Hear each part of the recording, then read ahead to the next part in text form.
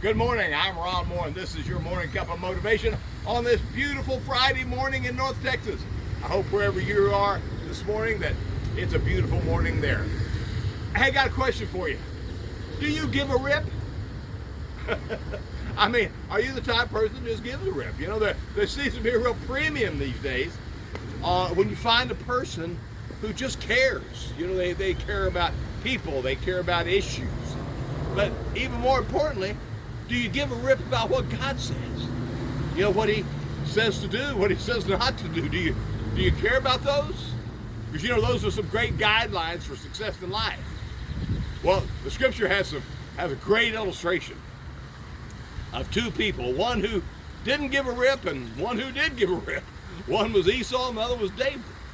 Esau, you remember, was one of the sons of Abraham and Sarah. And when it got time to, marry and stuff, well, it's just well known if you marry a pagan, hey, they're going to turn your heart away from God. You know, so they urge both their sons, don't marry from the evil tribes and the evil people. Well, Jacob followed, what he was supposed to do.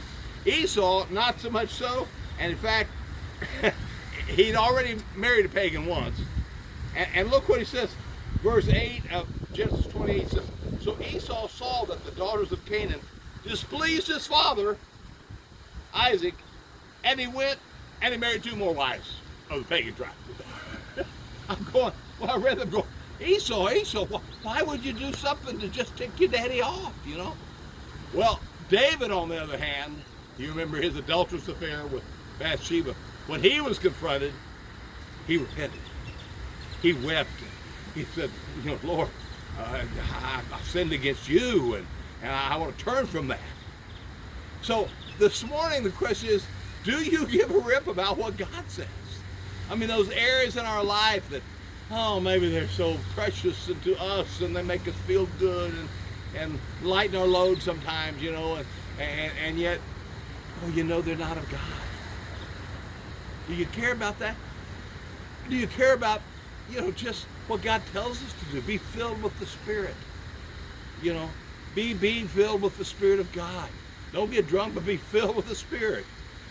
When you feel the Spirit, you do some things you don't normally do, just kind of like when you're drunk. I heard about a woman the other day that was, she was drunk. She jumped off this huge bridge to dive, one time. And in a harbor. It's just a miracle she's still alive. But anyway, so that's the comparison there.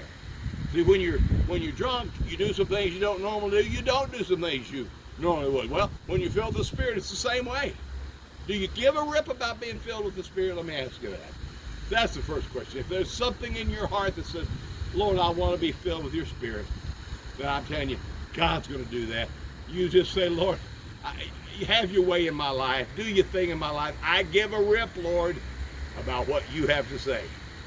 Hey, if you don't have that, be honest with God. Say, God, right now, I don't give a rip, but I want to. And God will work in your life because he loves you so much. Have a great weekend, and I'll talk to you again on Monday. Bye-bye now.